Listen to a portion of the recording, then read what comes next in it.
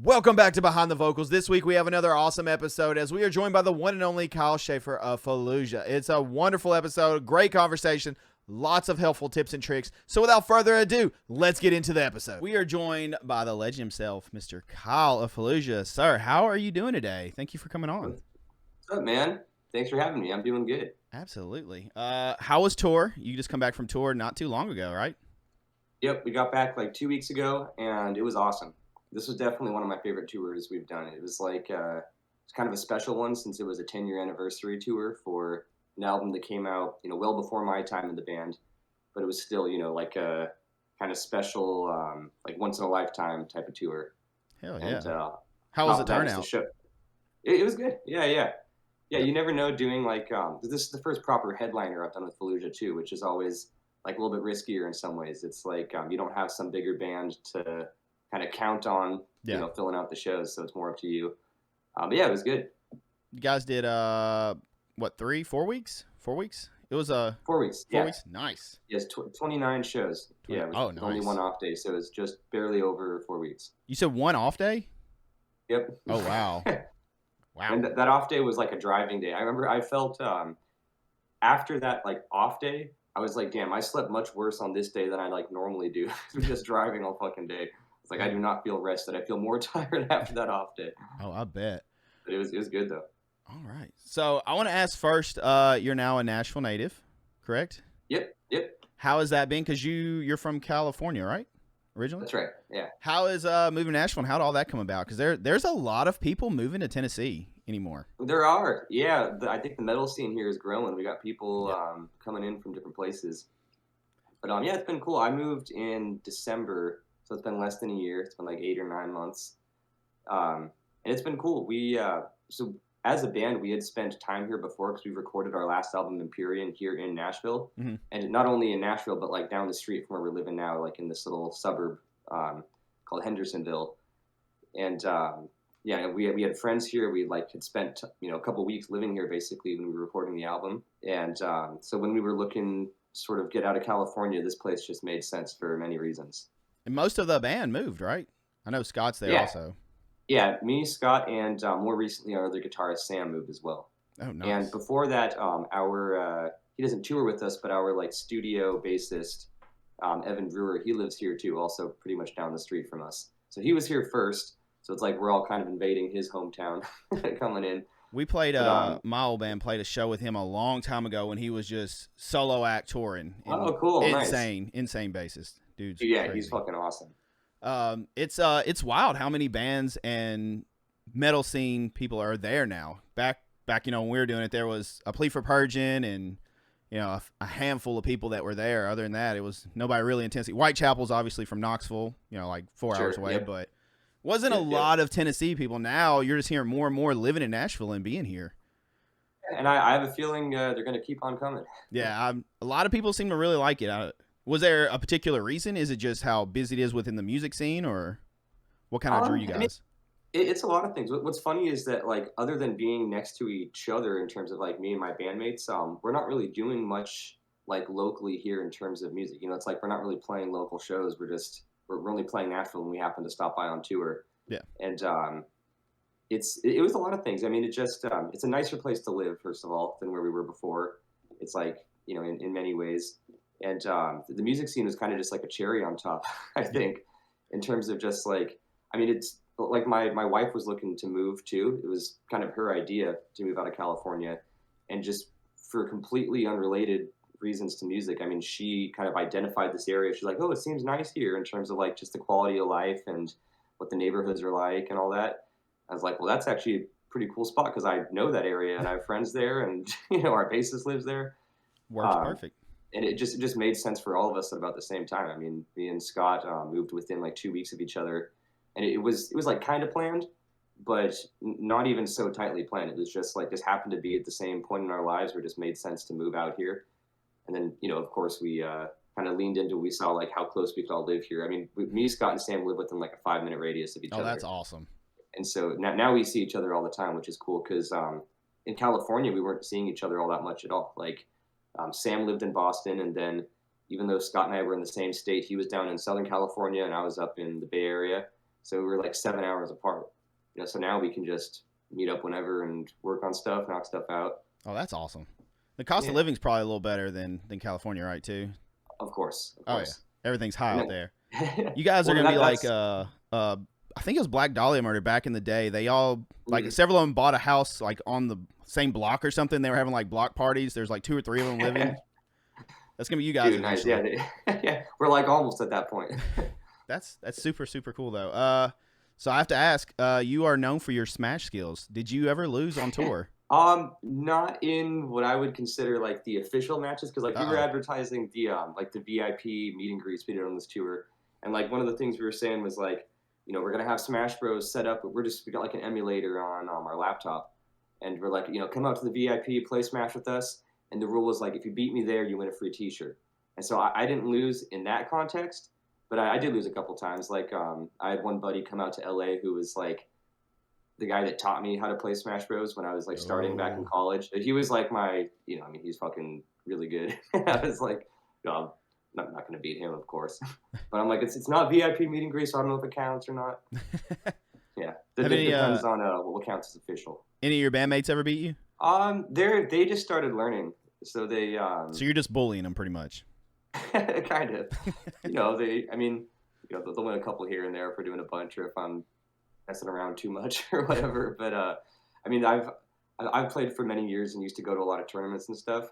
And for Scott and Sam, they started playing like 2 months ago, but they're like super into it right now. So they're down to just like train and grind all the time. So it's just not really fair yet. I think they're still kind of getting up to speed, still learning everything. And who's your main?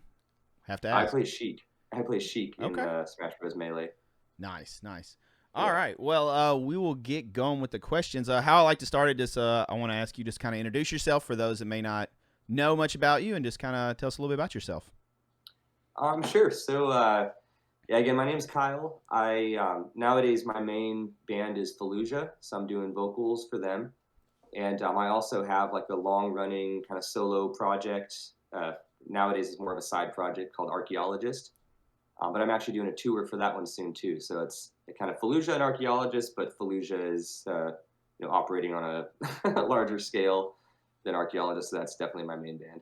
Now, how long have you been doing Archaeologist? For over 10 years now, Nice. since 2013. Nice. The instrumental stuff, man, that has a special place in my heart. I love that stuff. It jams. Thanks, man. It's always like you can just put it on and kind of vibe out to it, kind of thing, no matter the mood. I love that stuff. Thank you, dude. All right. So how long have you been doing vocals? For vocals, since before I started Archaeologist, so since like I think my first release with vocals, my first EP with vocals was like 2011. So I started around like 2010, 2011, and it was clean vocals is what I started with.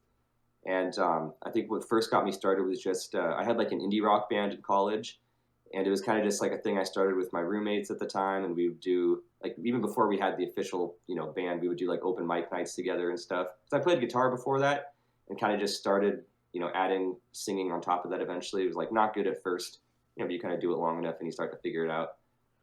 So that was with clean vocals first for a couple of years. But I always loved metal. Even when I was doing the indie rock thing, I just didn't really know where to start with it. Didn't know how to do metal vocals. I was like recording at home, and I had no idea how to get like punchy metal mixes. It just wasn't really. I wasn't sure how to approach it at first. But once my indie rock band kind of fell apart because we finished college and everybody left, that's when I was like, all right, time to start the metal project I've been doing, been wanting to do for years, and started figuring out how to scream at that point. So I guess I've been screaming now for a little over 10 years, and then clean vocals a couple years before that.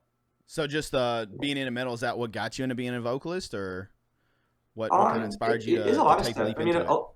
yeah, I mean, a lot of my favorite vocalists are like, like singers. Like, I love like Gerard Way from My Chemical Romance, or Julian Casablancas from The Strokes is like my other favorite singer. So it was like I did always love metal. I mean, from when I was first getting into music, I got into metal very quickly. But I also liked a bunch of other, like lighter kinds of rock and stuff. I guess like indie rock, things like that. So it was a big part of it. Like I thought screaming vocals were cool well before I tried getting into it. But again, my background was definitely as like a singer. So for me, the screaming vocals kind of were added onto that later. Okay, nice. Yeah. Awesome. So was guitar the first instrument you played, or did you play any other instruments first?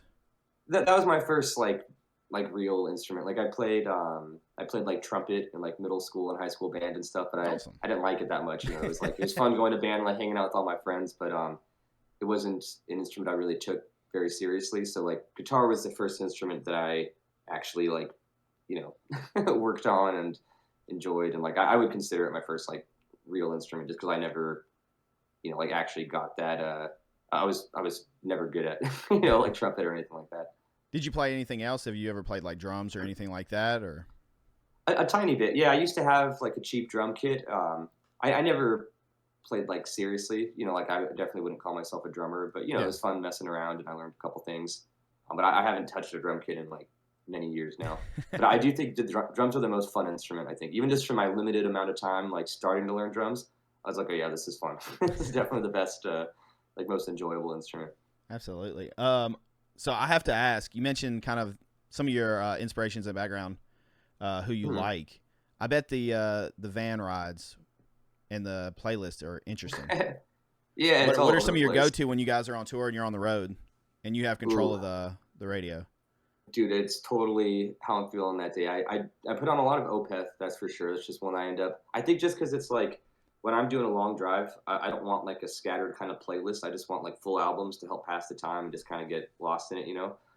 Just kind of get in the zone.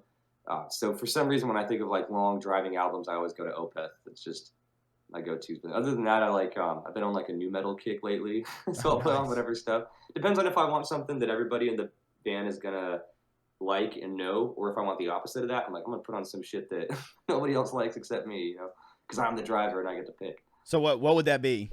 Which one would that be? Like I've been listening to Crossfade a lot, if you know that band. Yep. Yeah, Oh that's a yeah. good one. I was jamming some Breaking Benjamin, some like the old Breaking Benjamin stuff from this Nice. last tour. Hell yeah. It's all over the place. Yeah, I'll have to, you know, I mean, we switch it up too. It's like driver usually picks the music, so kind of you know, whatever you're feeling that day. What does Scott go to usually? Scott has a couple things. It's funny because I feel like in the van it fluctuates from like death metal to like the polar opposite of death metal. And like one thing Scott likes to put on a lot is this like Japanese city pop. It's called. It's like subgenre from I'm assuming like the '90s or something, Hmm. where it's I don't even know how to describe it. It's like this real light like kind of funky, kind of like poppy, but like really good singers and really good bassists and stuff. It's all Japanese.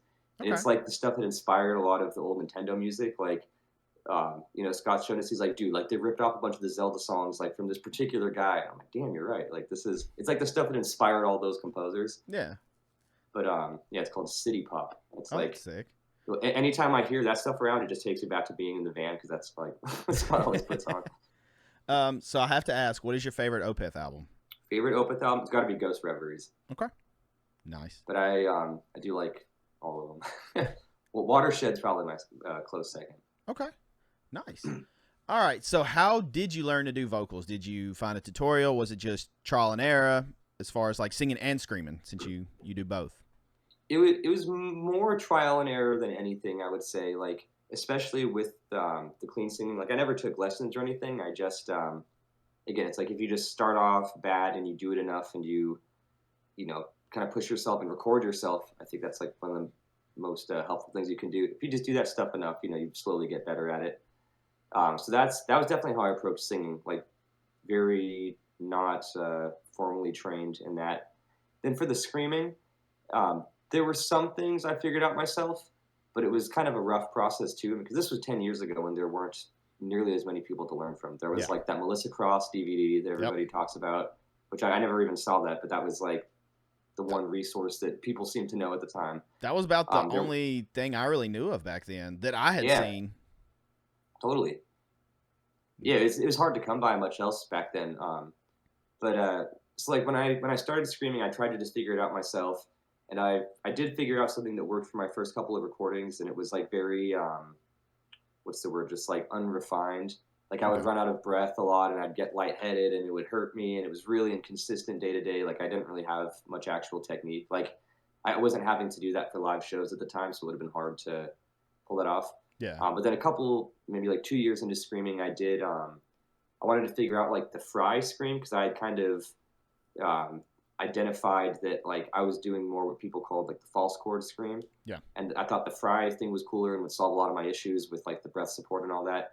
So I remember I did there were a couple of YouTube videos that helped the fry scream click for me like way back in the day, and like some of them aren't even online anymore because they're just ancient videos that got taken down or whatever.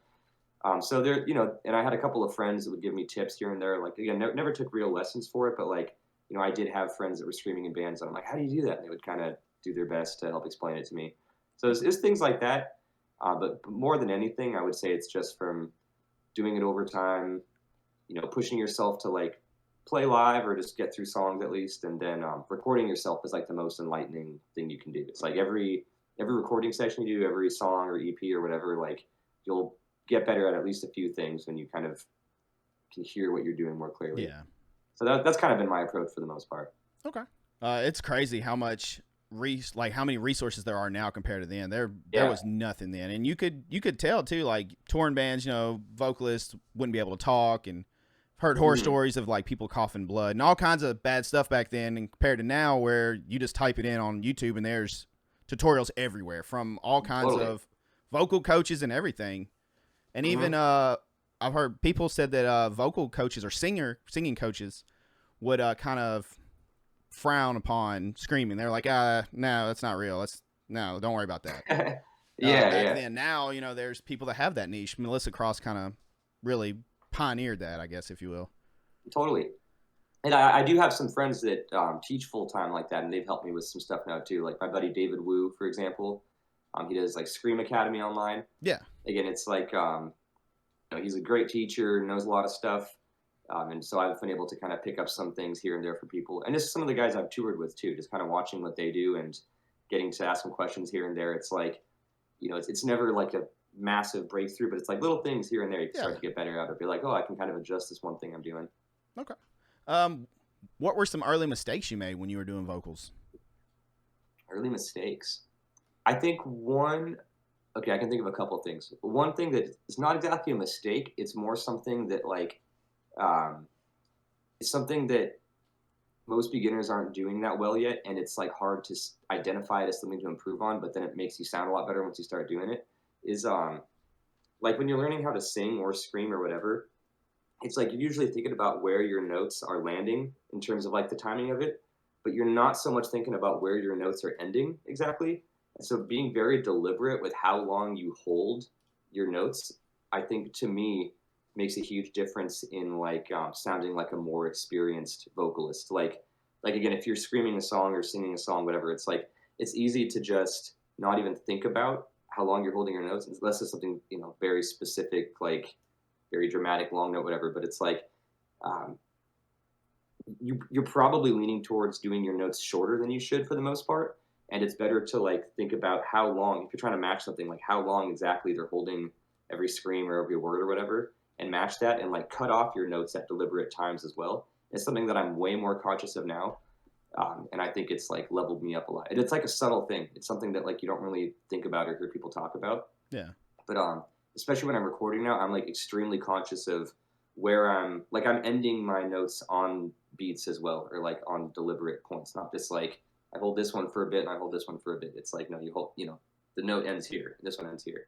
Yeah. That's one random thing, not exactly a mistake, but like when I listen to my old recordings, I'm like, oh, I just hear myself doing it all over the place. I'm like, I'm just holding it as long as it feels like, or I'm giving myself too much time to take a breath in between or whatever. Okay.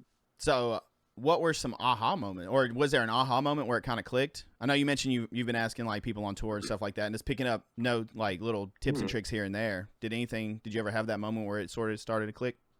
For some things, yeah. Like there was definitely a point where the fry scream specifically clicked for me.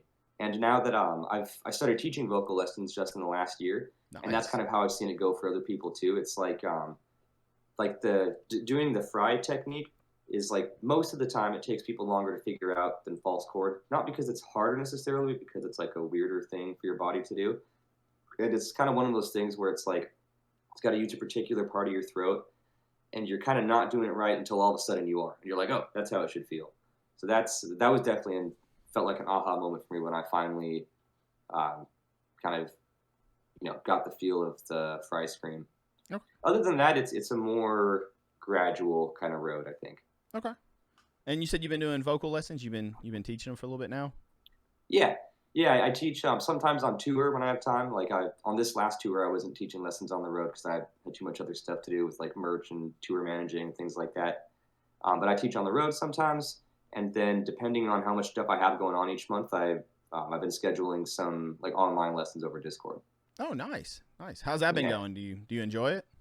Yeah, it's been cool. Yeah, Oh, yeah. I'm definitely planning to do it more. It's like right now I'm kind of taking this month off because I'm letting my voice rest after tour a little bit, and yeah. then I've got some like commission work to to finish up, and I didn't want to like put more on my plate till that's done.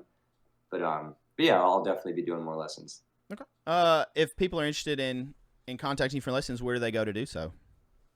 Just hit me up wherever. Like if you send me a message on Facebook or Instagram or an email, all of those, I'll see it. Okay, perfect. Yeah. Nice. So you said you tour manage also, so you're doing the tour managing. I've only done it once. How was that?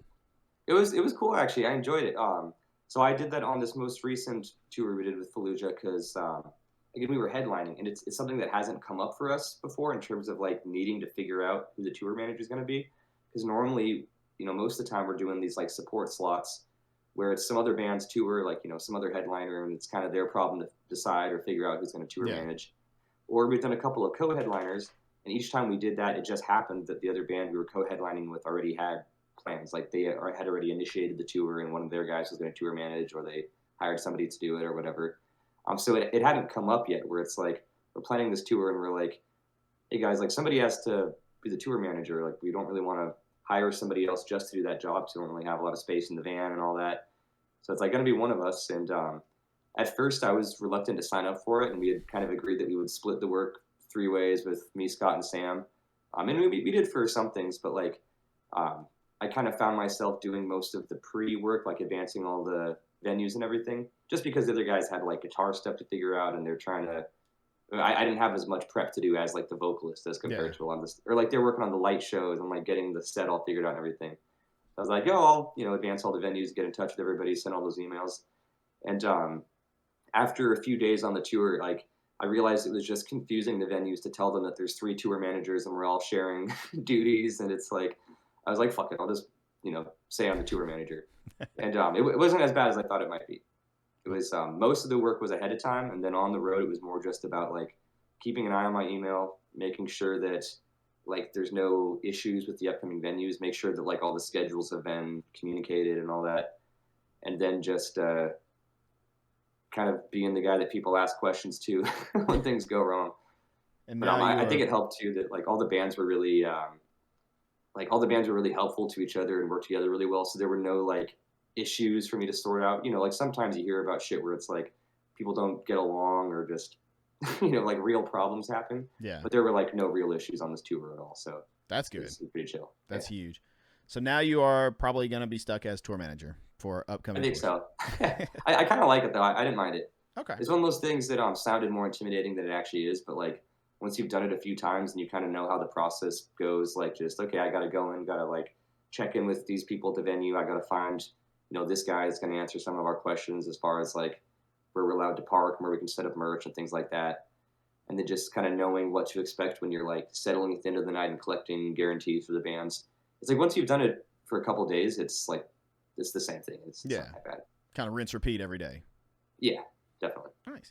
So I wanted to ask, how did it come about with you and joining Fallujah? So it was through my other project, Archaeologist, because again, that's a project that I was doing for, many years before I joined Fallujah.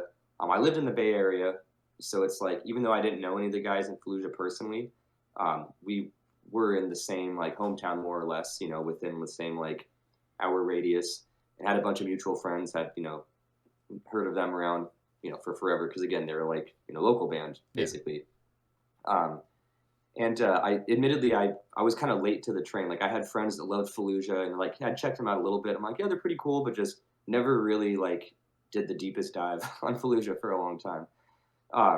But my bassist and Archaeologist named George, Fallujah was like his favorite band. And so he would, tell me like he loved Fallujah basically. And there was this one song that it's a song called Winter's Wake that had 2 spots for guest solos on it.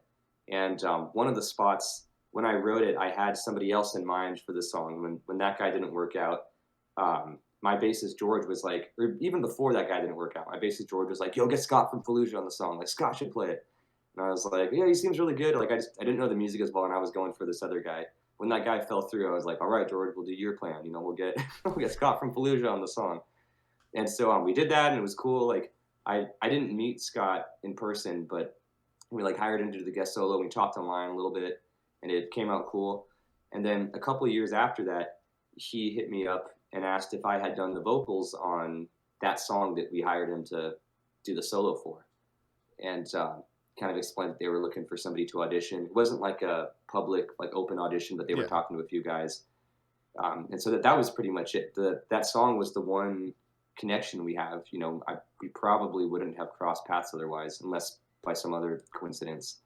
Nice. And that just kind of gave me the chance to audition, and they happened to ask me at a really good time where I had like a lot of free time on my hands. I wasn't like wrapped up in anything else. I felt like my vocals were super warmed up at the time because I was just like on. If Fallujah had hit me up a couple months before, I would have like not really been ready to like go hard with the vocals because I kind of go in and out of it, and I wasn't playing shows at the time.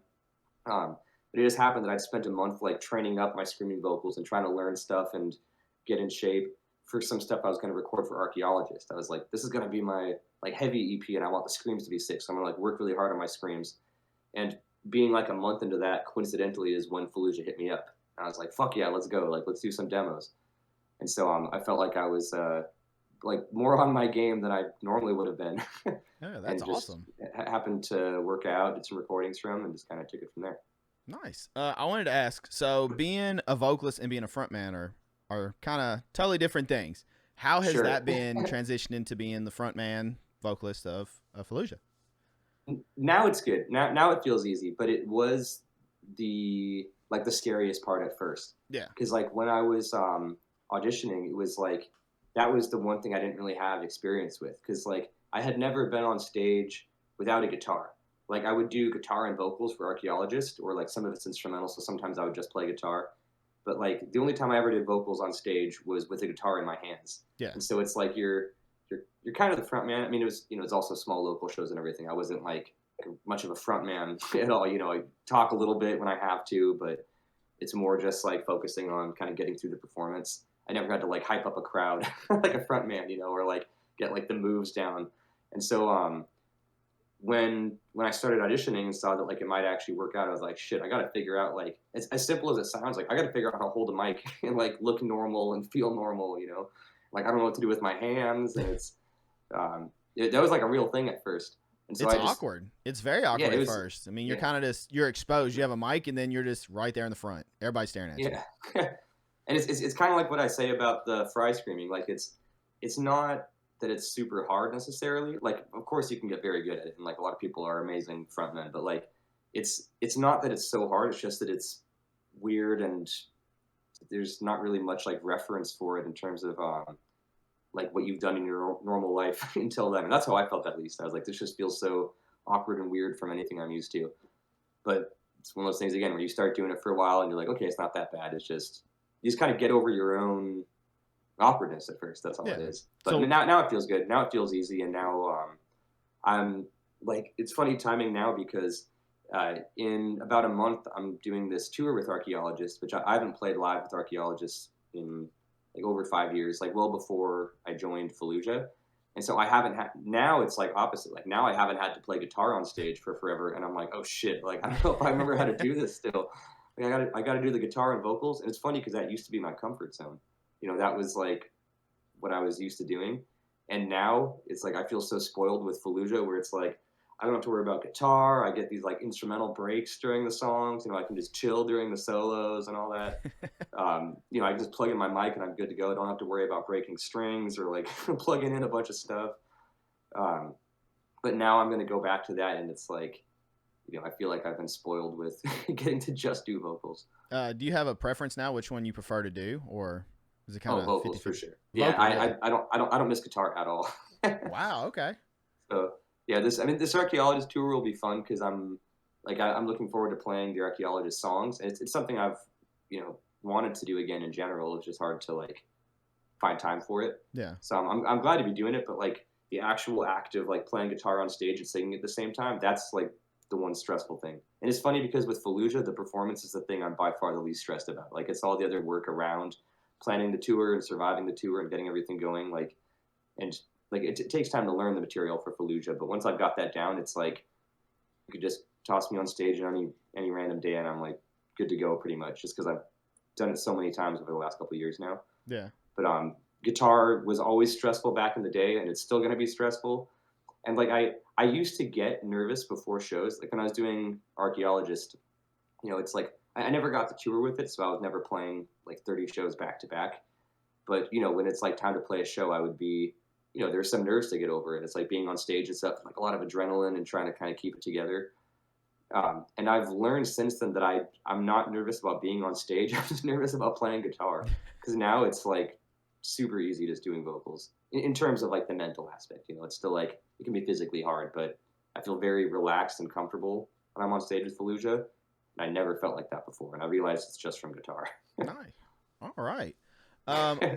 So I wanted to get back to the vocals now. Do you have a routine you use before you do shows? And now it's different variables. So does the routine fluctuate based on if it's a one-off show, if you're on tour, if you're going to the studio, or even if you're feeling under the weather? Do you have something you do every time, or do you just kind of wing it?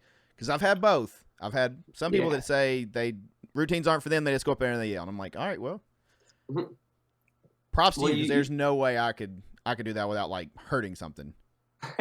Well, it's kind of what you just mentioned, that like it really depends on what situation we're talking about. Because like if it's a one-off show, or if say if I'm gonna like record something at home, it's like, okay, I gotta I'm recording something for Archaeologist or Fallujah or guest vocals or whatever. If I'm not doing it every day, then there's like some prep I have to do. Like I have to kind of warm up a little bit, and it's usually like a multi-day kind of thing. Like I just know that if I haven't done screaming vocals for a week or a couple weeks or however long, that it's not going to be there like immediately. Yeah. Like it'll kind of be there, but it's like kind of rusty. A little bit rusty. Yeah, exactly. So there's just some kind of rust to shake off, and it's like I just know from experience too that it's like you're not going to get all the rust off in that one day, just because it's like I'm not the expert on what's actually happening like biologically, but there's clearly so much like that happens and changes with these muscles in terms of warming up and getting tired and healing and conditioning and all that it feels like the rust builds up very quickly, and then you kind of shake it off, and you can keep it off if you're doing it consistently. But I just know that it's always like a very fickle thing, like especially the screaming vocals. Like for clean singing, I feel pretty consistent, but like the screams really come and go if I don't set myself up. So I guess I'll try to do it a day or two in advance to like warm myself up for the one-off show or for the actual recording session or whatever. And I don't do anything crazy as far as routines. Like I'd say the only thing I do is I try to drink a lot of water, like a few hours in advance. Like it's not really enough to do it just during the session or during the show or whatever. But other than that, I don't have anything specific. I'll just try to do vocals in advance basically, and do some singing as well. Even just talking like warms up my voice. But basically when I'm on tour though, like I don't do anything except just, again, make sure I drink water and then just get on stage. And the reason for that is that I was trying to do more at first when I started touring. Like I would try to spend some time earlier in the day, like warming up or whatever, or like spend time doing it before I got on stage. And I eventually felt like I was just wearing myself down more than I was like warming up. And it was just, I felt like it was hurting me more than it was helping. Just because on tour, I'm always in like a perpetual state of my voice is at least kind of tired. Like even if it feels good, it's not like 100% good. It's like 80% good. That's like, okay, this, I can get through a show and feel normal, but like I'm still kind of tired. Yeah. And especially if you're doing a long set, like anything longer than like 40 minutes for me is like pretty exhausting for vocals. And it kind of felt like if I had the stamina for a 45-minute set, it's like if I spend 10 minutes warming up, then I just use 10 minutes of my stamina. That's kind of how it felt. Yeah. And so I I don't really warm up on tour, but I will say that I think the reason that's possible is that one, the shows are late in the day, and I'm like talking all day. Like you're never alone on tour, so I'm with people, and I am using my voice, and like talking does like warm your voice up. Like it's like if you just roll out of bed, your voice is like very stiff. When you try to do vocals, like it kind of cracks and it's hard to get it going. Yeah. And I find at home that like if I'm home alone all day and I'm not using my voice, like when it's time for a recording session or whatever, it's like it's still kind of stiff. And so I realized like, okay, I'm talking all day on tour and I'm doing merch for us too. So it's like talking even more than I should. And it's I'm like beyond the point of being warmed up just from that. And then I just drink a bunch of water and that's it. So like sometimes I'll do like one quick like tone check before I get on stage, just like there's one scream, see how that feels. I'm like, okay, if nothing's like super weird or concerning, then we're good to go. But then, a week into a tour, I don't even think about it. I just like, I'll just be selling merch or whatever, and then hear the backing track start. I'm like, okay, gotta go, like, go on stage. That seems to be like the common answer with touring bands is first week's kind of like you get the rust off. They may do warm ups for the first week just to kind of get going, get it warm, and then after that, it's pretty much muscle memory. It's just you do what you got to do, and then you go perform. Like they don't really have to spend much time warming up or doing anything at that point. Yeah, I guess that the main thing I tell people about warming up, something I say in my lessons too, that like there's no right or wrong, right? Like first of all, it's like whatever feels good for you, and like at the end of the day, the whole point of a warm up should just be to get your voice to the point where it feels normal and good, and like that is the only goal with it. So like if a routine helps you and you feel better at the end of the routine than you did at the beginning, then like cool, the routine's helping. But like don't feel obligated to hold yourself to a routine, because the point isn't to get through the routine. The point is to like work your voice up to the point where it feels normal, and then that's it. Like then you're ready to perform. And like over warming up, is a thing. Like you can wear yourself down more than warm up. And so just like stay conscious of that. It's like if you feel warmed up 5 minutes into your 30-minute routine, it's like you're good. You don't have to do the rest. It's like and it's all about how you're feeling and just knowing your voice enough to be like, okay, this is how my voice is supposed to feel. Like when my voice is, behaving normally, it feels like this. And so it's only about getting yourself to that point, 100%. No matter like how much or little it takes. Absolutely. Do you do anything different when you're under the weather to try to help, or do you just vocal rest as much as you can with selling merch and everything else going on, or what do you do usually? Yeah, I kind of just deal with it. I guess just kind of hope to get through it. Like, again, staying hydrated does help. That's like the one thing that I'm somewhat diligent about on tour. Because like if I forget to drink water earlier in the day, then like I can feel it later, and that's like the most direct impact that I've felt in terms of like how I went about my day and how it affects my performance. So I think I'm just, extra diligent about that. If you get time to sleep, then try to sleep. But sometimes you don't get time to sleep. Usually it's more just about how I kind of adjust and like calibrate during the performance based on how it's feeling. Like it's kind of like you still have to get up there at the same time for the show, whether you feel like shit or not. Yeah. So I kind of just get through it. And like, if things are way harder than I'll push a little bit harder, but try to like not get too crazy with it. Like it's kind of just this balance between like getting things, still sounding full, but it probably kind of feels different. So a lot of times when I'm under the weather, I feel like the show hopefully sounds pretty much the same, but it like kind of feels worse on my end. So that's just, for me, that's just kind of how it is. Okay. Do you do anything? But again, it's like I also try to, like you can only take that so far, right? Like if you push yourself too far, you can like wear yourself down too far to where like, okay, now I'm like fucked for tomorrow because I went way too hard today. So like I will think about taking it easier where I can too, like maybe I won't hold that one crazy scream as long, or I won't try to go quite as high with the thing, or I'll just stay a little bit more on whatever range is feeling comfortable. Like if my lows feel better than my highs or vice versa, I'll try to let myself be in that zone a little bit more. That's what's nice about screaming vocals too, is like you kind of have that flexibility. Like with clean vocals, you can't really just say like, yeah, I'm not going to hit those notes. I'm going to hit different notes. Like you don't really have that choice.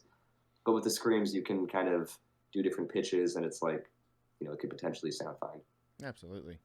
Nice. All right. Do you do anything for vocal care? Do you not really. I'm pretty bad at that stuff. No, I'm pretty bad about it actually. And I've tried the teas. Like I like tea in general. Like I drink tea just because, at home. But Yeah. I've I've heard very good vocalists swear by it too. So like I'm not gonna say it doesn't work. It's probably just comes down to the fact that everybody screams differently, and I'm sure it helps some people. So for me personally, I've never felt an effect from like any of the special kind of treatment sort of stuff. Hmm. So no, I don't really do much. Like I'll, you know, just again, water is the one thing I try to do. I do know that like sleeping enough helps, but it's Yeah. usually kind of outside of your control for the most part on tour. Um, One I'm hearing a lot of lately has been vocal mist. Have you heard of that? Which I essentially have heard of just that. Yeah, hydrates you. From what I get, it's like a saline that hydrates your vocal cords. You I do it. haven't tried that one, but I have heard. I've heard that that's good too. So Several yeah, people it's have getting one brought of those that things up, but where I don't. I've never tried it, and I was like, well, I mean, hydration, same thing. I mean, same principle, but so I get it. yeah, It's one of the reasons I I'm really not gonna like knock this. it. Like if it works for you, then Absolutely, awesome. and that's kind of where I was going. One of the reasons I started this is it's interesting. Everybody's so different. Like how what Yeah, works for you vocals, may not work for me or the next totally. person, and it's cool like the different routines, the different warm ups, and how you approach it, what you do to get, like you said, Mhm. your voice where it needs to be to do what you need to do. And Yeah. it's really interesting to me. I've always enjoyed like the behind the scenes of it and how it all works.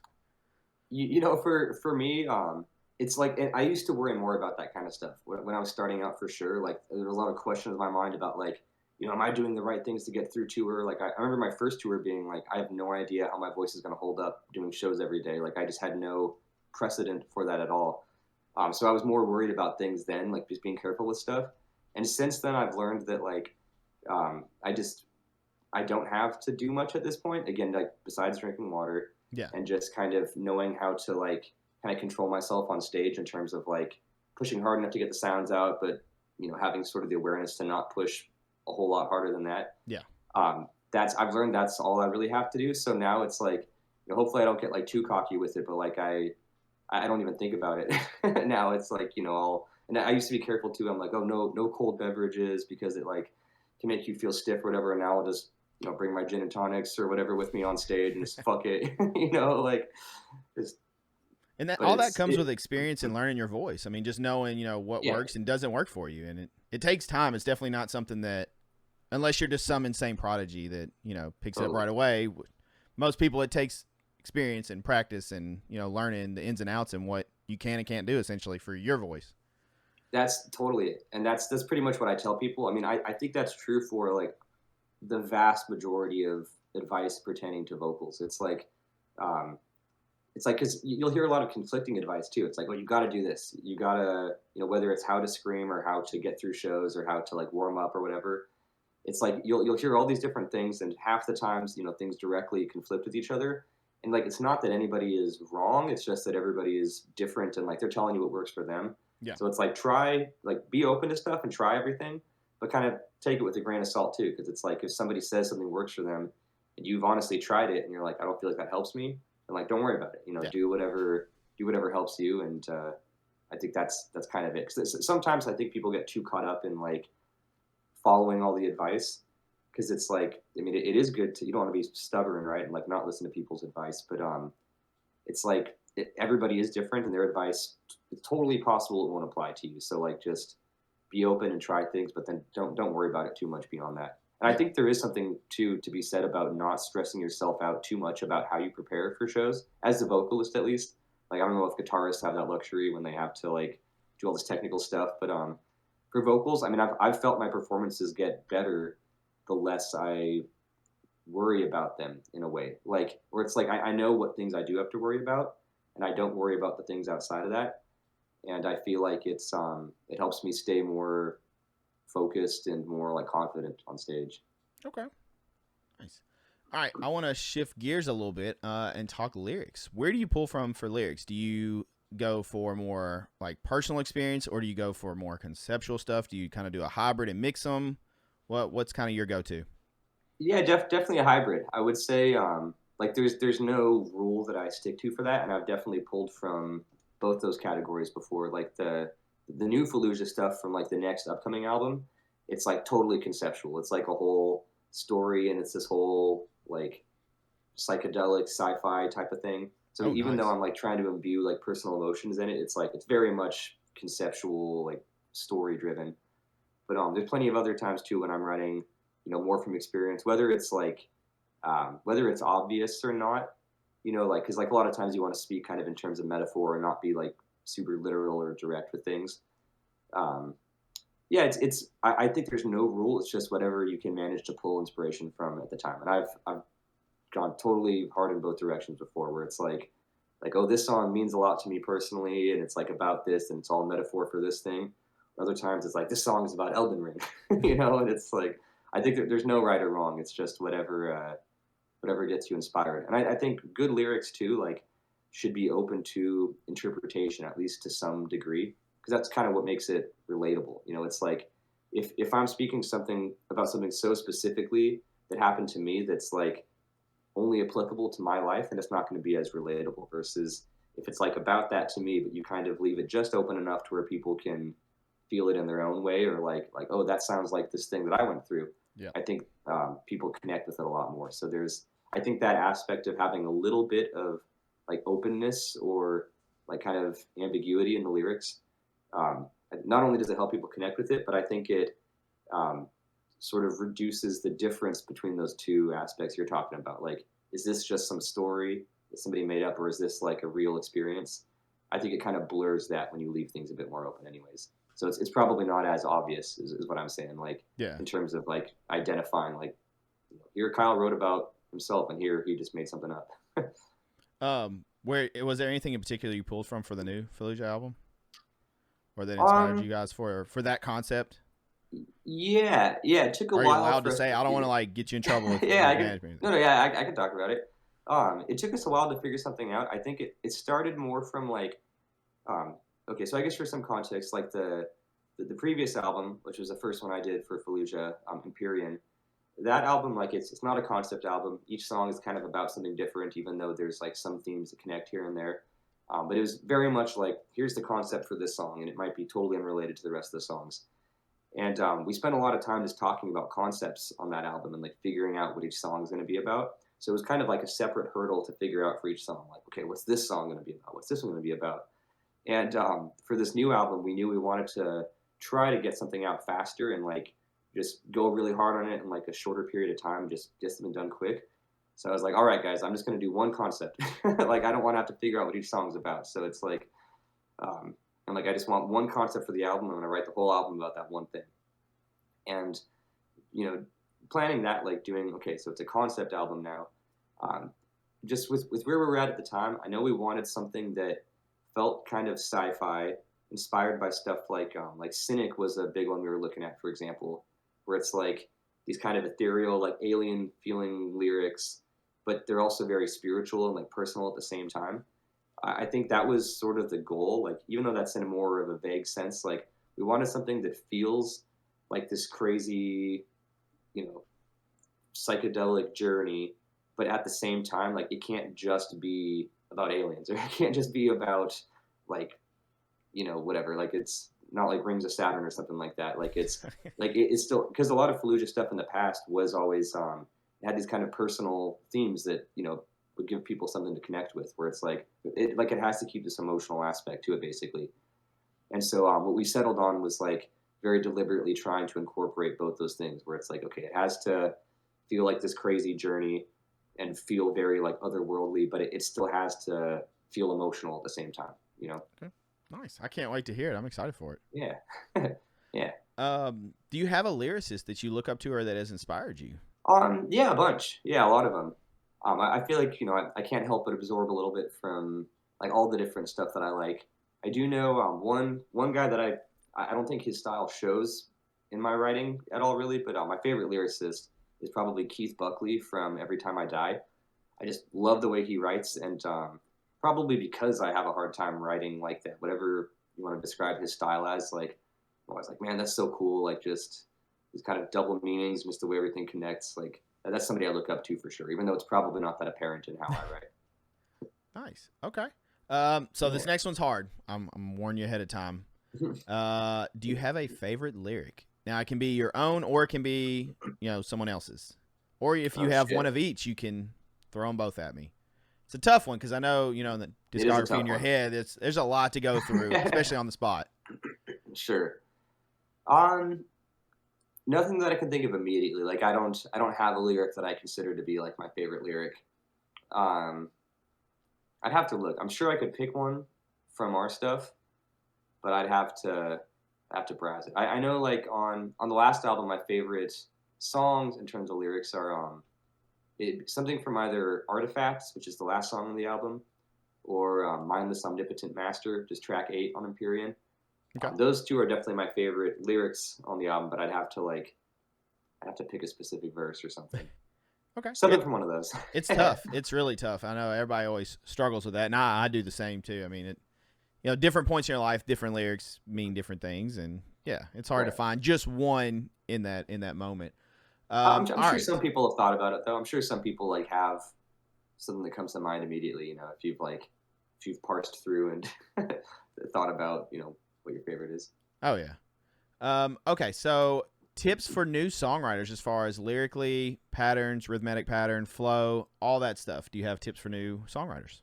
Totally. Yeah, good question. I love talking about that stuff in vocal lessons too. Like again, I haven't been doing vocal lessons for that long. Just started in like January. But like most of the time when I do lessons, it's talking about screaming techniques and stuff like that, like the actual physical vocals.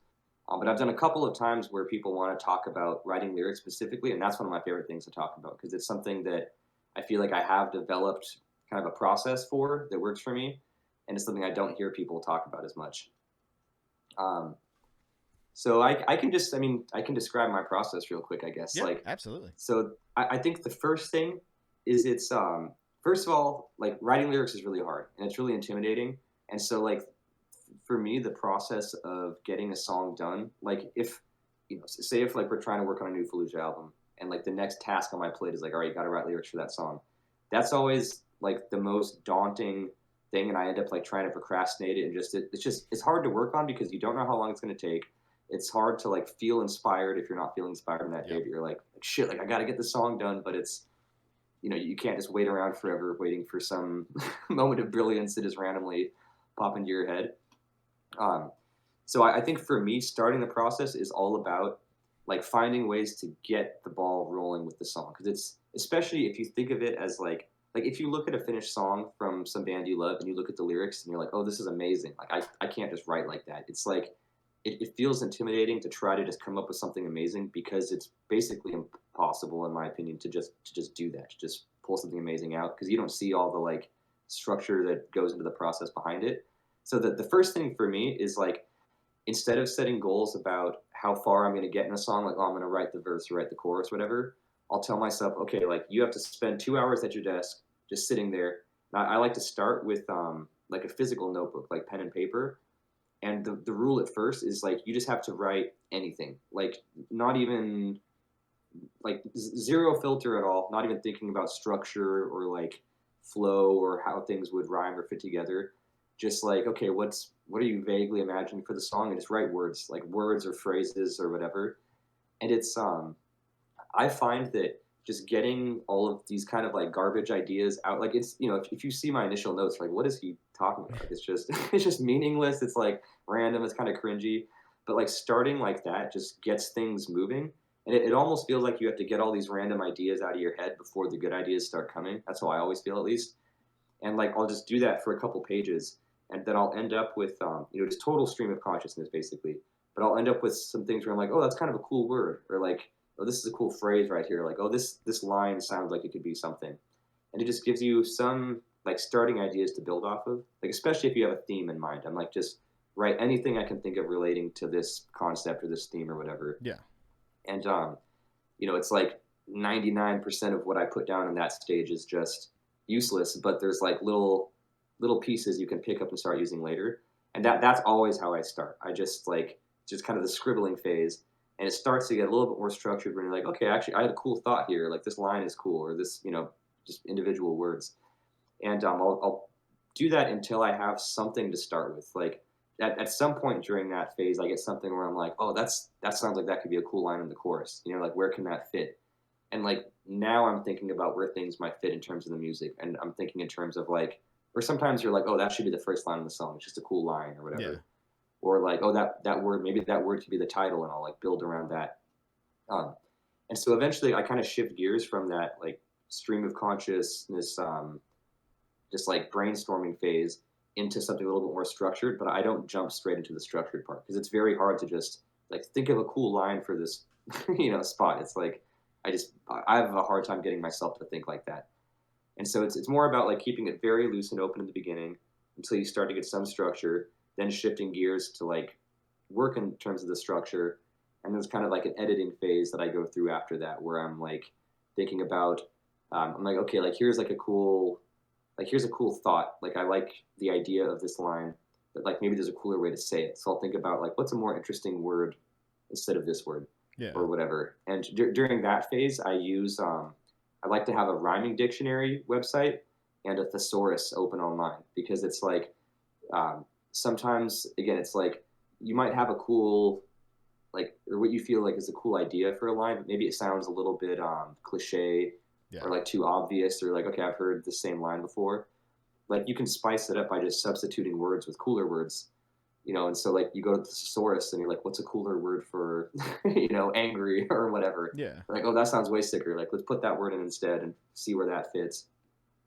Or vice versa. Sometimes I'm like, okay, like now I've got this, rhythmic structure set for this verse. So I need one more line that matches this rhythm, but I need to like fit it in. And so I'm like, okay, I need like a 3-syllable word for this instead of a 2-syllable word. So when I'm in that phase, it feels like a puzzle solving type of thing where I'm like, I want to fit these ideas into this rhythmic structure that I set for myself.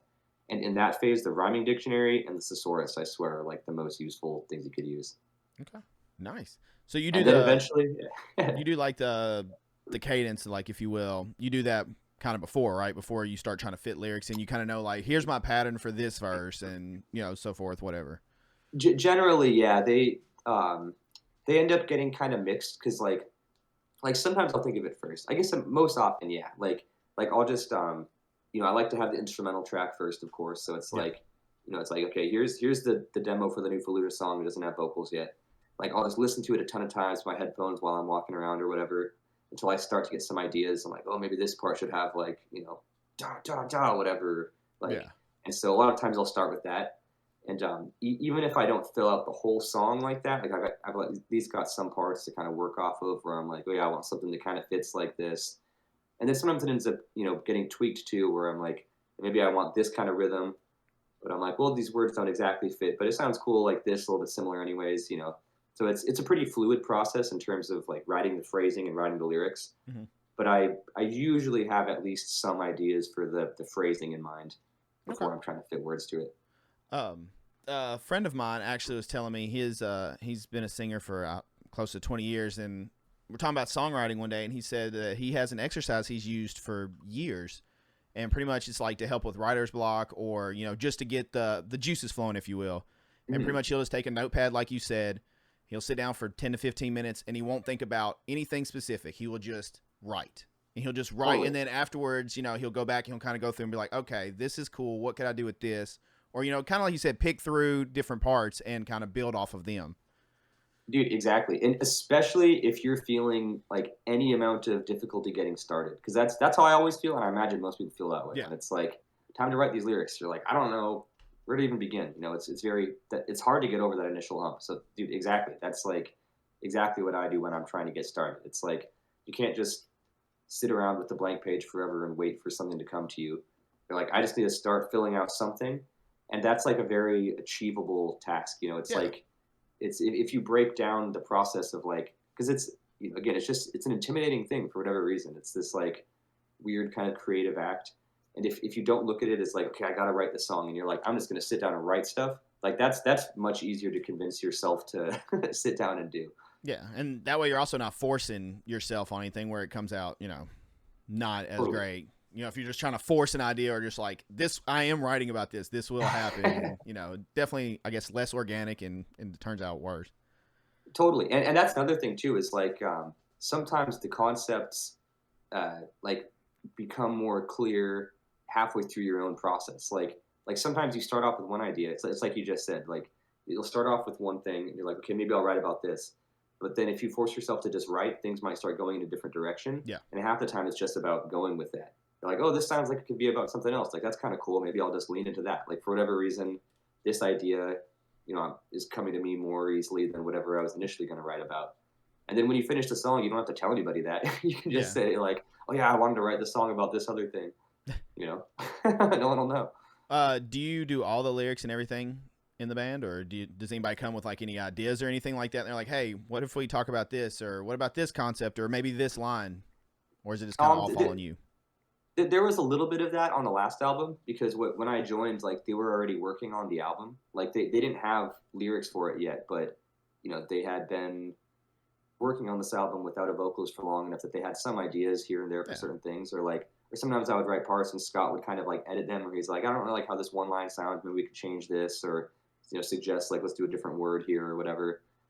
So there was more of that on the last album, especially since I was like, I recorded that album before I did any shows with Fallujah. That was like my very first, my audition process kind of just bled into like, okay, now we're just working on the album. Like, we're going to use the demos that I wrote and like, tweak those a little bit and just, go straight into the album from there.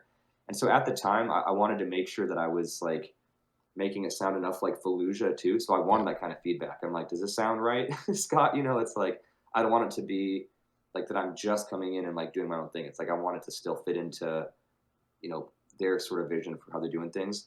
But now working on this new album that we just finished, it's like I've been in Fallujah long enough now to like get it. I'm like, okay, like I, it's not my first rodeo. I kind of know how we're doing this now. So for the new one, I would say it was way more of me just having my own ideas and just sort of working on myself for it. There were a couple things like there's like one or two lines that like I remember like Sam suggested a line for this one section in the last song. I'm like, that's pretty cool actually. Like I'll take one line from Sam's thing and put that into mine here. Yeah.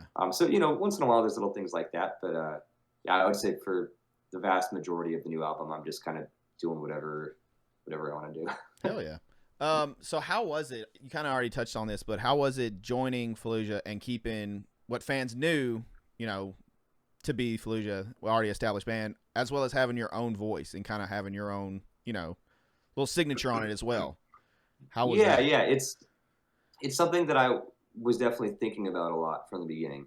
Like it's, I was definitely more worried about it then than I am now. Like, understandably, it's like, as the third vocalist coming to the band, it's like you have no idea how it's going to be received, and like just changing the vocalist too can be a pretty drastic like change for the band. It's like, am I going to alienate all the fans, or am I going to, you just don't know going into it. So I was more worried about it at first, where it's like I didn't want to let that totally, determine all my choices when I do for the band. Like I didn't want to just put myself in a little box either. Like, okay, I have to try to sound just like the old Fallujah singer, because it's like I'm I'm not either of the old vocalists, and I'm not gonna I'm not going to sound as good or better than them by just doing exactly what they do. Like that's their specialty, and I kind of have to like work with what I can do myself. So I worried about it more at first, but since then I've realized that after releasing that album, seeing that the reception was good, where I'm like, I'm really excited on the music. I was like, I'm pretty sure people will like this, and sure enough, the album was received well, and so everything went well. I think what I've learned since then is that, in my opinion, and kind of what I keep in mind when I write, is I think that there's a couple of like very simple boxes that we need to check in order to make the music still sound like Fallujah. And if there's some of that, then I feel like I have total freedom to do whatever else I want around that. It doesn't feel restrictive at all. But it's like, there are some creative choices where I'm like, okay, if I make all the music like this, it won't sound anything like the band that people already know. Yeah. But I've learned that I think there's a lot more freedom in it than I had initially maybe thought. To where it's like, if there's a little bit of the low growls and there's like certain things here and there, that it's it's going to sound enough like Fallujah. And I have the same thought about the guitars too, like things that I tell like Scott and Sam. I'm like, I think if there's this and this, like it's going to sound like Fallujah. And I think there's a ton of room for us to evolve and add things around that.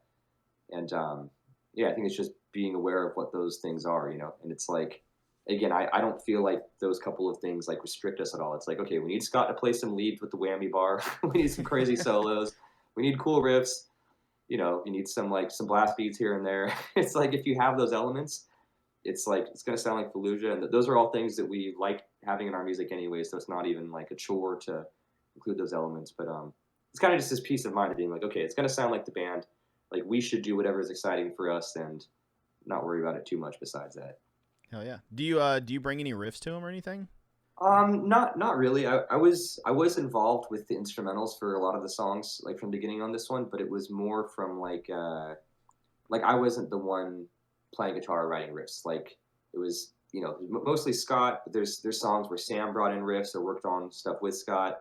So it's like like we don't need more guitarists in the band basically. But I spent a lot of time working with Scott on the songs from early on, and it was more on stuff like.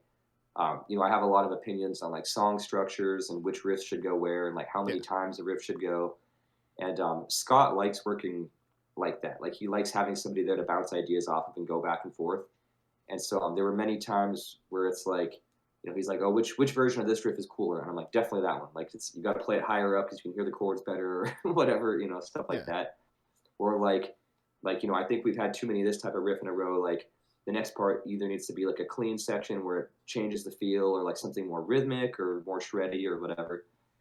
So it was like working not exactly as a producer, but kind of more that type of role. Or we talked about chord progressions a lot. Like I would sit there with the guitar, and we both have guitars, and we'd think about like, okay, like what's the coolest way to end this chord progression? We both kind of have ideas for things like that. And Okay. even though it's not just like strumming chords in the final song, like there are chord progressions kind of imbued in the riffs. Yeah. And so we talk about stuff like that, and then it's like we'd arrive on a cool chord progression, and it's like, okay, Scott, now do whatever you do and make it into a crazy riff, you know. So it's kind of more like all these more like overall songwriting sort of aspects is more what I was involved with. Okay. Cool. Do you guys do a lot of it yourself? I'm sure like the demo and everything, you guys are Scott's recording at home in different places, and like how much do you Yeah, guys do, we and then how much do you do everything and then send it off for mixing and mastering, or do you actually go to a studio, or what do you guys usually do? we did more of it on our own this time than we usually do. Okay. So like so like Scott's always tracked the guitars at home just because it's like home recording happens to work well for guitars. Like you can just track DIs and it doesn't matter what kind of room you're in. It's like if you got a good interface and you're Yeah. maintaining your guitar well, you can get totally studio quality DIs out of that. But like for the last album Empyrean, like I recorded my vocals in the studio. We recorded drums on site in the studio and like stayed there for a couple weeks. This time I recorded my vocals at home, and we you can't really do drums at home unless you have an awesome setup for it. But Yeah. like we went to a local studio for that, and then sent all of everybody's tracks off to Dave Otero for mixing. So he's out in Denver, and so we basically flew there for a couple days, just me and Scott, to like kind of oversee the beginning of the mixing process and talk about like tones and stuff like that. Yeah. But we didn't do any recording there in his studio. It's So crazy that was kind of a how first. far all that's come from where it used to be. Yeah, It used to be book studio time, go stay in the studio, like you said, for weeks, get everything done. I mean, you'd obviously have like scratch tracks and rough demos and stuff to go off of, but you yeah, did yeah. everything there. Now it's way more DIY. You mean you And can? there's still perks to doing it that way too. It's like if time and money allowed, like I'd be open to doing that for sure. Like that can be cool. Yeah. But yeah, just kind of depends. This time we didn't have a lot of time for it this time, so like let's just buckle down at home and like I was recording things in a way to where I didn't want to record a bunch of demos and then have to record all the songs again for the final tracks, especially since like there wasn't going to be like downtime in between. It would have been like, okay, this week I'm tracking my demo, and then next month I'm tracking the song for real. I was like, I'd rather just do it all at once. So like even for my demos, I was recording like with my like final recording setup. Like I had a little vocal booth that I made here out of cardboard and foam and stuff, and making sure I'm using the right mics for everything, so that like even if we're changing stuff from the demos, it's like if there's any takes that I love, like I can use those in the final songs basically. Even if we're like, oh, let's try something different here or whatever. It's like Yeah. there was other than like the first song and a half that I started recording before I decided to do it that way.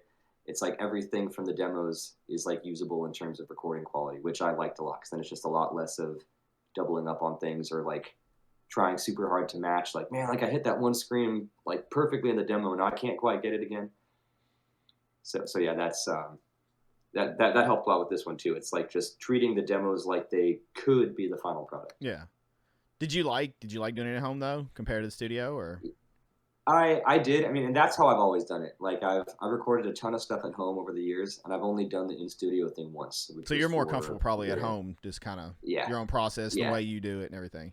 And I knew I would be for this one. Like there's again there are pros and cons to it. Like um, there were certain things even like when I sent the vocal tracks in, like it sounds good on the album, but there were some little things where he's like, Dave told me, he's like, if you were in the studio, it's like I would have done the vocal booth a little bit differently. Like I could tell that the walls are a little bit too close and it's just tiny bit boxy, and I'm like oh shit, like I didn't know that somebody would be able to hear stuff like that, Yeah, that's crazy. or like my dog is barking quietly in the background or whatever, Wow. stuff like that. Okay. But I mean, it's like it's all fixable and workable.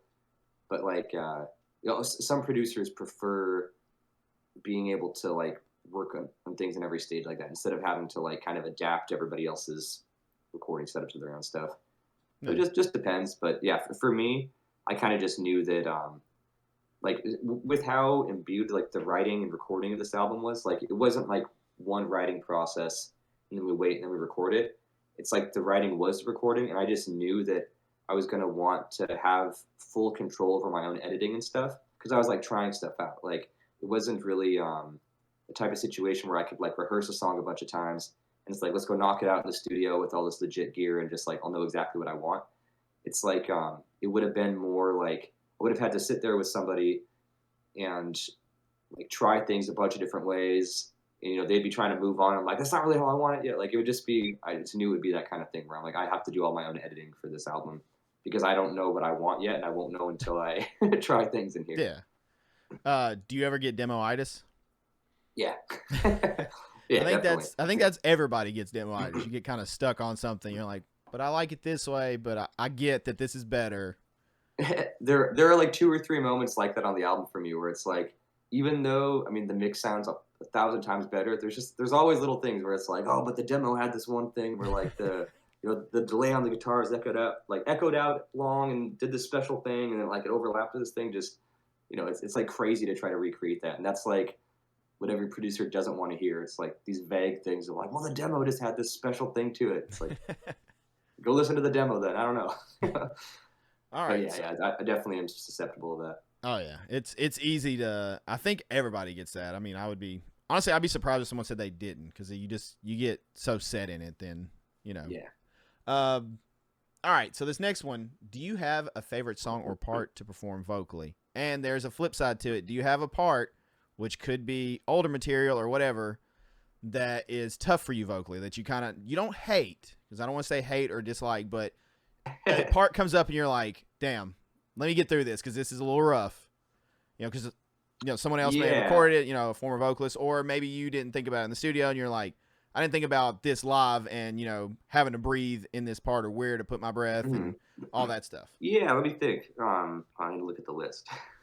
There's there are some things where I would go into a tour feeling like that, like certain parts where like I'm gonna sneeze in a second, I'm like waiting for it to hit, like hella distracting. There are certain parts that I would like kind of have to figure out more. Like there were a few things like that in this last set for me where it's like, okay, these are the parts that I know I'm more likely to fuck up and that I'm like, gonna have to focus on extra hard. But then, and sure enough, I did mess them up a couple times. But then by the end of the tour, you're like, okay, I got those parts down now.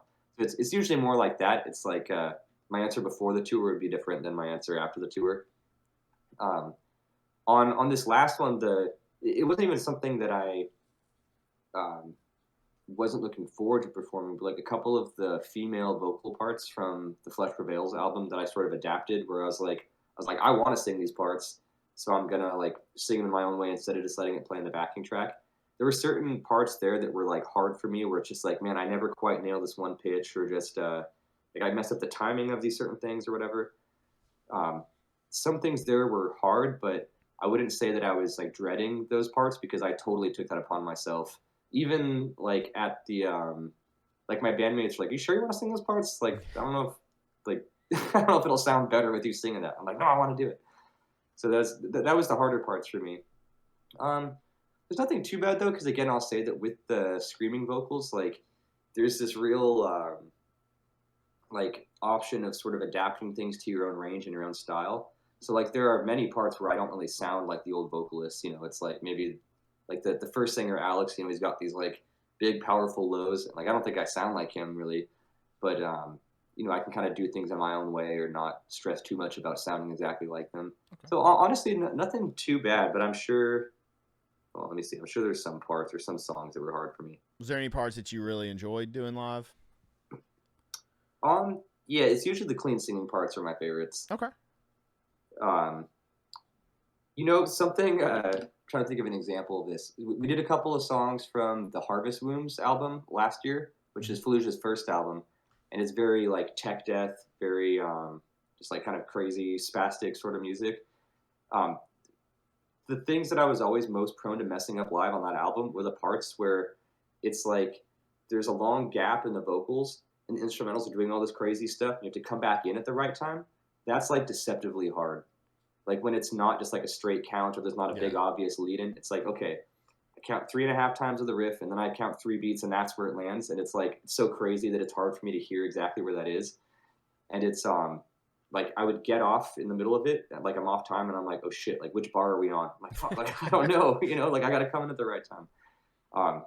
That was very hard sometimes, which is weirdly hard because it's like it sounds like I'm just taking a break in my downtime, like, oh, there's no vocals here. But really I'm like trying to get back on the beat, like, where are we? Where are we? How hard is it switching from cleans to rough vocals to screaming vocals? Do you have any trouble fluctuating? Not anymore. I'll say that's something that I've particularly feel like I've gotten to practice a lot doing Fallujah, and I feel good about it now for sure. And it's actually something that I'm trying to put myself through more. Where on this new Fallujah album, I was trying to have more parts that switch back and forth like immediately with no breaks, where it's like in one breath and without any rest, you're going from like, you know, scream, scream, scream, like clean singing part right back into screams, just because it's something that I've, you know, through having to practice it, I'm like, oh, I can kind of do this now. I can like switch on a dime. And so now I'm trying to write parts like that where it does jump back and forth a lot. So for me, it's like, you know, again, it's something that I like doing and I've gotten to the point where I can do it. So now I'm like trying to lean into it more actually. Was it hard in the start? You know, did screaming like take away from maybe some of your pitch and stuff like that or tone from singing or? Yeah, it is hard to get used to. And when I tell people how to do this in my lessons, it's basically that there's no like secret to it. Like there's no special trick you have to do to switch gears. It's just that like you're just kind of changing from using one part of your voice to using a different part of your voice. And like the way I tell people to practice it is just, I mean, first of all, you got to know how to do both, right? Like be able to do screaming vocals and do clean vocals. And I think at first it comes from just practicing switching like not immediately. You're like, okay, I'm gonna do a line of screaming. And wait a second, and then do a line of singing, you know, and it's like at some point in there, you're kind of doing that gear shift from the, you know, singing to screaming or vice versa, even if you're not like smashing the lines right up against each other or doing it like in one breath. And the more you do that, the more you're already practicing it, and you just kind of end up needing less time to go between that to where it's like, okay, now I can do it where I can scream, like take a quick breath and then sing and be fine. So it's almost more of an illusion than anything. It's like you're screaming and then you're singing, but you can get the time you need to switch to be very short in between those, and that's really all there is to it. Nice. Hell yeah. All right, so time to get to the weird questions. Do you have a favorite call out? And this is inspired by people such as like Adam D from Killswitch Engage, Kyle from Body Snatcher, people like that tend to say really weird call outs on heavy parts. You know, there's your normal, you know, normal stuff that everyone says, you know, to get the crowd going, the normal crowd engagement things. And then there's the ones that are just completely off the wall out of nowhere that just catches people off guard. So do you have a favorite call out or a go-to that you use? I feel like I don't have anything that great. I feel like whenever I've gotten something I like, it's usually more situational because I usually like I'm not like the best guy at talking on stage. Like I've gotten used to it now, but you know, when I'm on a full tour, it's like I end up becoming very scripted by the middle of it, where it's like first couple of shows I'm kind of figuring it out, and maybe there's 1 or 2 times where I like, you know, if something comes out wrong or I stumble over my words a little bit, or it's like I think of something to say but the moment has passed, stuff like that. Like after a week or so or however long it's been, like I usually have a routine down where it's like, okay, this is this is the best moment for me to talk to the crowd here, and this is where I say this line, this is where I say this line. I end up like really putting it onto sort of a script or routine Okay. once I've kind of tried it out. I kind of stick with what works there. So I'm usually not like improvising too much in terms of how I'm talking, unless like something funny happens in the room or whatever, or like something different that day. Um, yeah, no, nothing too much. I do remember sometimes I'll think of a line like in advance, I always think it's funny when other people do this. Like I remember we toured with this band Warforge, and like this one stuck with me. Where like we played in Houston, Texas, and like they started their set with like their bassist walked up to the mic and he's like, "Houston, we have a motherfucking problem," and they like landed into a like heavy riff. I'm like, "Oh, that's sick." Like you can only use that in Houston, but it's like, sick when it works here. So yeah. stuff like that, I feel like I try to look for in advance. All right. And that one's always a fun one to ask. It's a little, kind of a detour from what we've been talking about, but it's fun to just hear the answers and what people say and what people go to. All right. So this next one is kind of athletic inspired. A lot of times athletes will have like rituals or superstitions they do before games, before they play and things like that, whether it be wear a certain pair of socks or shirt or whatever, So I want to know, do you have any pre-show or studio rituals you do? Non-vocal inspired, but just anything like out of the ordinary. And it can be anything. I've had answers from, I always do push-ups. In the studio, I'll do push-ups before I scream. Or one person said that they wear the same pair of shoes on show or on tour, like every time. It's always the same shoes. Just stuff like that. Or it can even be a fist bump, before the show, like me and, this guitar player will do like a let's have a good show or whatever. Not really, actually. It's funny because nowadays, it's like again, I've gotten so much more comfortable with it than I was at first, just in the last 2 years or whatever. And like nowadays, I kind of it's almost like some kind of sick challenge to myself to see how little mental preparation I can do before I have to get on stage. Where it's like, especially just the nature of like doing merch and other stuff too for the band. It's like I don't usually have much time for other stuff anyway. So like instead of like nowadays I'll try to see how little time I can spend like getting ready before it's time to go on stage, or like I'm selling merch or whatever. And like it used to be more like, okay, show's in 30 minutes. Like, okay, I got to cut off the line. I got to go do my thing, get in the zone, whatever. Nowadays I'm like, just ignore everything. I'm like, oh, time to play the show. Like, see you in 2 seconds, run on, which I get some kind of sick enjoyment out of. So it's almost like the opposite of a ritual. I kind of just like to throw myself on stage like in the middle of my normal day and just see if I can get away with that. Do you do anything before studio at all? Is there any kind of like, I've even had one say that they like to have the light blue Gatorade before studio. Every time they have to drink like the ice or whatever before. That is a good one. Not so much really, other than just like the practical things that I need to do. It's like I do have my checklist of stuff I have to that I have to have ready before I go on stage. It's like, okay, I got my my shoes are tied, I got my in-ear pack, my batteries are charged. It's like things like that. Like I know where my mic is, either it's on stage or I got it with me. Just the kind of mental checklist of things I have to do. Yeah. But other than that, not really. It's kind of the same in the studio. It's more just what I have to do, and then let's get it over with. You use in-ears, right? Yeah. How is that live? Do you have both in? Do you take one out? Because I hear a lot we'll take one out just so you can kind of hear more of the crowd and like everything. It's a good question. I've never had somebody really ask me about that, but I've actually changed a little bit with it over time. I used to always take one out. Like I think I never used in-ears before Fallujah. Like having the in-ears is so much nicer, and it's so much better than not having in-ears. But when I would do shows with Archaeologist back in the day, or other bands I was filling in for or whatever, like I always just had to rely on, whatever shitty monitors happen to be on stage, and some days you can't hear yourself at all. Like that sucked, but that's kind of more what I was used to. Yeah. And something about having the in-ear mix where it's like what I'm hearing in my ears is just my raw vocals with basically no effects, the click track, and like a little bit of the album track, like the reference track playing in the background. And I didn't like putting any of the other live instruments in it just because I felt like it got in the way of the stuff I needed to hear, which is like I have to hear the click to know where the beats are, and I have to hear my own voice to know what I'm doing, especially for the singing parts. Mm-hmm.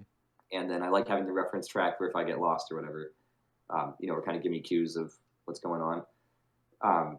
But something about having such a dry mix was like hard for me with vocals at first. It's so different from what I was used to hearing. It's like it was very off-putting at first, basically hearing just that like raw voice, and I didn't really know how to calibrate it. Like I would try to push way too hard because it sounded like my voice wasn't full enough. Yeah. And so something about taking one ear out and getting some of that room sound with like the sound bouncing everywhere and it's being mixed through the front of house and everything, like that gave me a better sort of guide for like, okay, this is how my voice is actually sounding right now, so I know if I need to push harder or less or go higher or lower or whatever. But even like at first I'd always take it out, but it can't be good for your ears, right? To just be up there with like no protection and everything on stage. Yeah. And so I, over time, I've gotten more used to having them in. And as of recently, this is actually the first tour where I wasn't like taking them out all the time, just because just to hear the room sound. I kind of just got more used to the in-ear mix.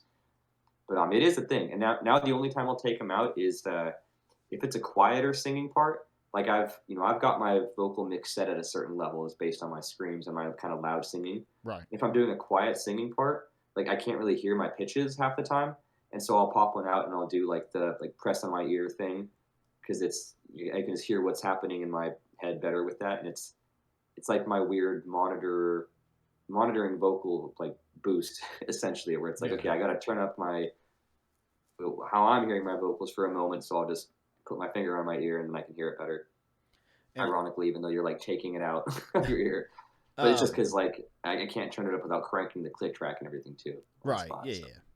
I definitely was from the old school, listening to the the speakers, the monitors, and everything. Which, like you said, is terrible for you. It's definitely not good with the volume and everything. But whenever I swapped to in-ears, it was definitely an adjustment period. Especially at first, both of them in. I was just, like you said, I would push too hard because I would hear it, and I'd be like, okay, I have to do this, and but once you kind of get used to it, though, there's really no going back once you get used to it. Totally. And that's another thing I'm going to have to get used to for this Archaeologist tour I'm about to do. It's like I can't use, or I don't want to take our whole like wireless rig and like ship that with me and have all the stuff like, so I'm going to kind of do it old school style, which will be very different. Yeah. So first couple of shows will probably be interesting for you, just getting used to it. I think so. Depending on the sound system, because man, some of those sound systems are awful. Right. Can I get more on stage right? And then you get nothing. And you're like, oh, sweet, awesome, thank you. Right, great. So it'll be different going back to that. Nice. When does that tour start? Its first show is on September 27th, so it's just over a month away. Nice. And how long? Yeah. How long are you guys out? It's like a little over 2 weeks. It's like 15 shows. Hell yeah. Yeah. It should be cool. Nice. Are you guys playing in Nashville at all or no? We are, yeah. Oh, nice. Hell yeah. Yeah. Yeah, I know that one because we're playing on October 3rd. We're playing at the End in downtown Nashville. Nice. How was the Fallujah show in Nashville? The last day of tour? Oh, it was sick. Yeah, so that was the last day of the tour too. So that was it's kind of different energy when it's like the last show and everybody's just kind of most of you guys are home already, kind of. Yeah, that was nice. That was really good. That was like our first like new hometown show in the new hometown. You have a good turnout. The Bay Area. Yeah, it was good. Nice. That's cool. Was the Bay Area still good for you guys? Yeah, because that's been the band's home for 15 years up until now. So that's still like that was like the most hometowny feeling show. It's like there's all the people we grew up with out there, and this is more like here's all the newer friends that we live by now, and some of our families and stuff like that. So, oh yeah, kind of we got two hometown shows on this tour, so I kind of spoiled by that. Nice. Yeah. Do you have any fun tour stories for us? Oh shit, this is always the hardest question for me. Every time I hear this question, like my mind goes to just like the most monotonous parts of tour. I'm like, okay, think about the tour. I'm like, well, I remember playing the same set every night. I remember driving the van for 1 billion hours, like, doing the same stuff. And then every time I think of a great story, like after we hang up. So I'll let me sit on it. And if I think of something, I'll let you know. Okay. Sounds good. So what is planned for Fallujah coming up now that you guys did the anniversary tour? What's next? Yeah, so that's kind of the big tour we've been building up to for a while. So right now we actually have nothing booked. Like I'm sure, I'm doing this Archaeologist tour. Some other guys have other stuff going on for the end of this year. I'm sure we'll get back to touring like early next year. Okay. but yet to be seen when that'll be exactly. Maybe like, there's usually not a lot of touring happening around, Christmas or like January for the most part, anyways. So, but probably early next year at some point we'll get back into it. But until then, right now, like our main task is finalizing the album. So, the album's done. Like we just got the final mixes like 2 weeks ago. We've got like artwork for it, but it's just all the little things you have to do before you can like turn it into the label and get it finalized. Yeah. So like we gotta like, put together the layouts. We gotta think about music videos. We gotta do all that kind of stuff that goes into like the actual release of the album.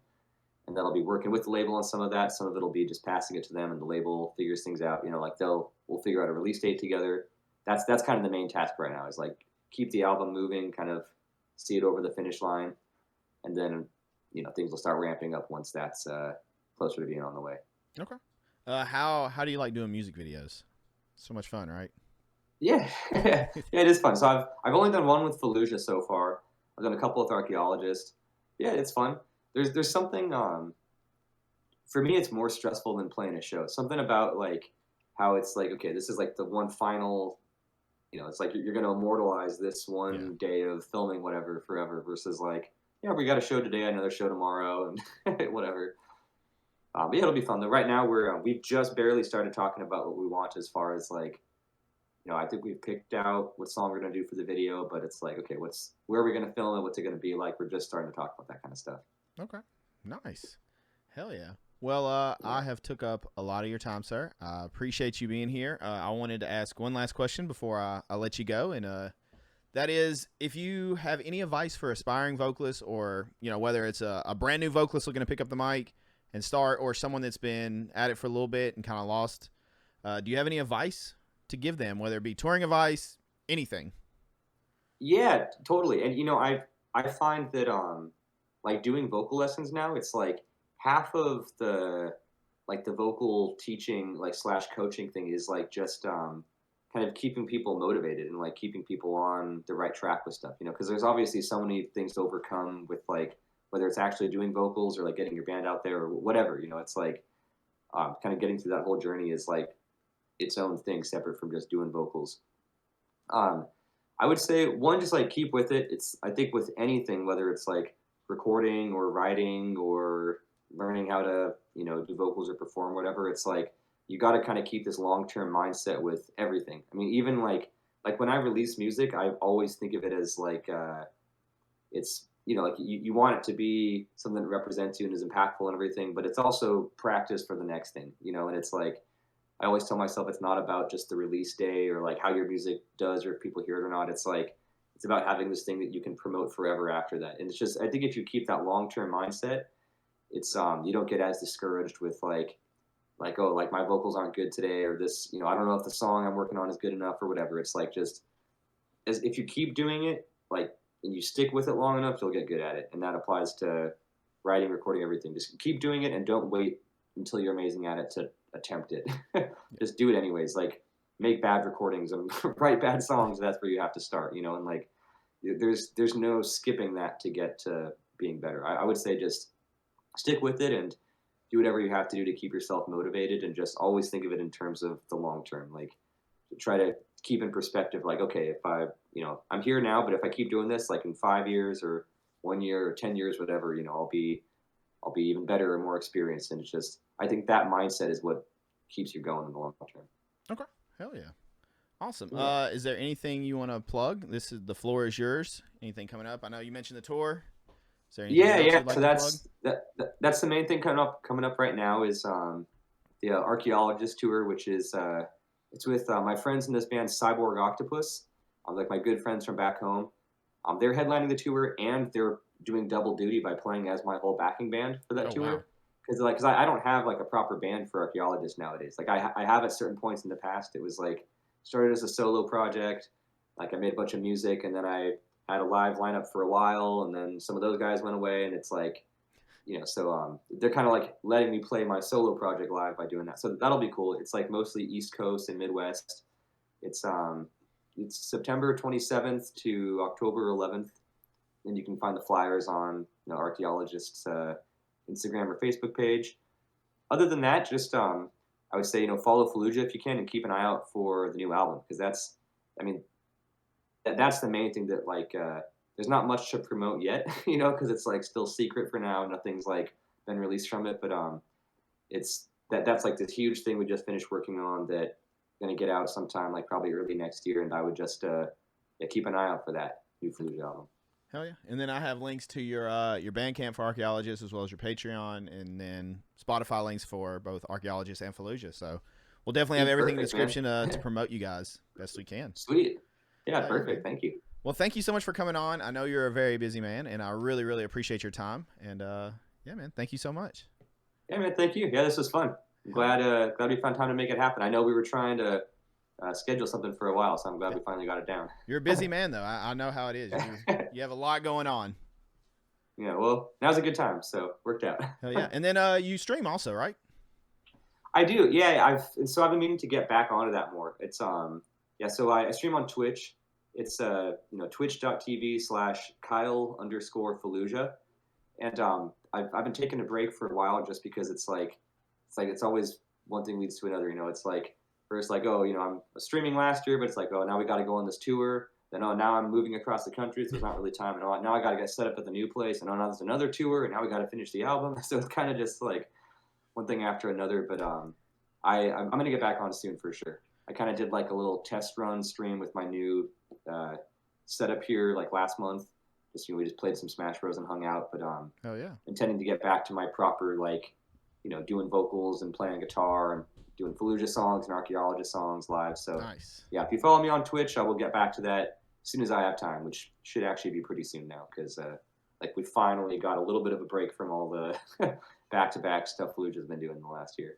Hell yeah. And then you also make appearances. Scott streams as well, so you also pop in on Scott's and harass him and beat him down in Smash. Yeah. Well, especially now that he lives down the street pretty much. It's it wasn't so easy before, but now it's like, sometimes he's like, hey, I'm streaming in 20 minutes. You want to come over? Yeah, sure.